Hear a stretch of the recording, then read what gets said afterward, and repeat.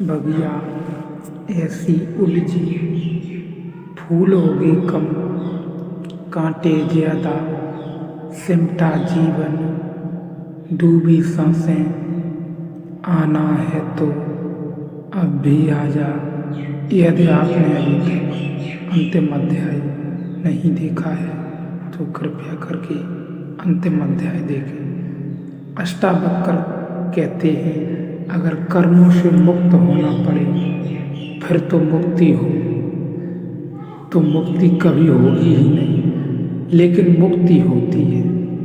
मुक्ति का होना इस बात का सबूत है कि आत्मा ने कर्म किए ही नहीं। न तो तुम पापी हो, न तुम पुण्य आत्मा हो, न तुम साधु हो, न तुम असाधु हो, न तो कहीं कोई नरक है और ना ही कहीं कोई स्वर्ग है।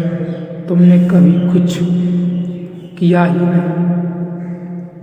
तुमने सिर्फ सपने देखे, तुमने सिर्फ सोचा है।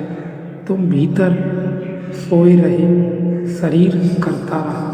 जिन शरीरों ने कर्म किए थे वे जा चुके, उनका फूल तुम्हारे लिए कैसा, उनका फल तुम्हारे लिए कैसा।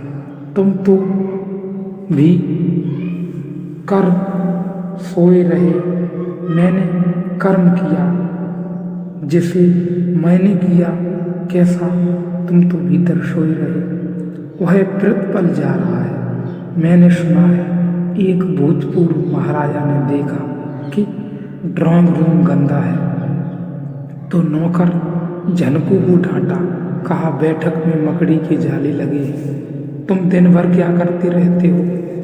झनकू ने कहा हुजूर जाला कोनों में मकड़ी लगाई होगी, हम तो अपने कुठरिया में ओघत रहे।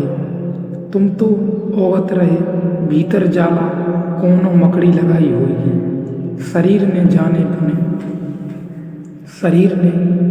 बुने, मन ने जाले बुने, प्राण ने जाले बुने। तुम तो सोए रहे, जागो, जागते ही तुम पाओगे। तुमने तो कभी कुछ किया नहीं। तुम तो करना भी चाहो तो कुछ कर नहीं सकते। अकर्म तुम्हारा स्वभाव है, अकर्ता तुम्हारी स्वाभाविक दशा है। तू असंग है, क्रिया शून्य है, स्वयं प्रकाश और निर्दोषी है। यह सुनी घोषणा, तू निर्दोष है तो जो कुछ तुम्हें सिखाया हो पंडितों ने, पुरोहितों ने, फेंको, तुम निर्दोष हो। उनकी शिखावन ने बड़ी खतरे की, तुम्हें पापी बना दिया। तुम्हें हजार तरह की बातें सिखा दी कि तुम ऐसे बुरे हो। तुम में दीनता भर दी और अपराध का भाव भर दिया। तुम निर्दोष हो, निरपराधी हो। तेरा बंधन यही है कि तू समाधि का अनुष्ठान करता है। इस वचन की क्रांति को देखो, तेरा बंधन यही है कि तुम समाधि का अनुष्ठान करता है, कि तुम आयोजन करता है कि समाधि कैसे फले, फूल कैसे लगे ध्यान के, मुक्ति कैसे हो। अनुष्ठान यही तेरा बंधन है। उठा तलवार बोध की और काट दी तो यहाँ तुम्हें साफ हो जाएगी दो बातें कि योग का एक मार्ग है और बोध का बिल्कुल दूसरा मार्ग है। बोध के मार्ग का प्राचीन नाम है सांख्य। सांख्य का अर्थ होता है बोध, योग का अर्थ होता है साधन, सांख्य का अर्थ होता है सिर्फ जागना, बस कुछ करना नहीं। योग का अर्थ होता है बहुत कुछ करना है। जब जागरण घटेगा, योग में साधन है, सांख्य में सिर्फ साध्य है, मार्ग नहीं, केवल मंजिल है। क्योंकि मंजिल से तुम कभी गए ही नहीं कहीं और, तुम अपने भीतर के मंदिर में ही बैठे हो। आना नहीं है वापस, बस इतना ही जानना है कि कभी गए ही नहीं कहीं। बस इतना ही बंधन है कि तुम मोक्ष खोज रहे हो। मोक्ष की खोज में से नए बंधन निर्मित होते हैं। एक आदमी संसार में बंधा है, फिर घबरा जाता है। तो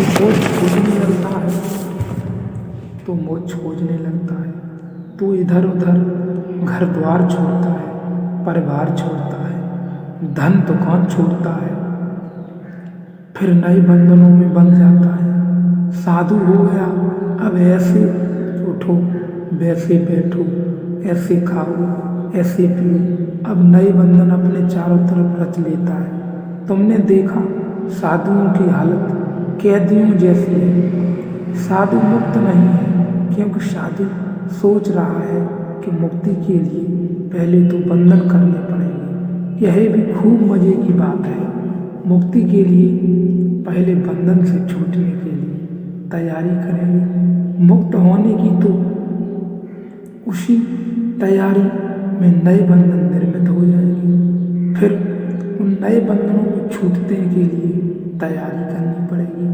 उस तैयारी में नए बंधन निर्मित हो जाएंगे, फिर तो तुम एक से छूटोगे, दूसरे से बन जाओगे, कुएं से बचोगे, खाई में गिरोगे। तो तुम देखो, गृहस्थ बंधा है, संन्यास्त बंधे हैं, दोनों की बंधन अलग अलग है, मगर फर्क कुछ नहीं है।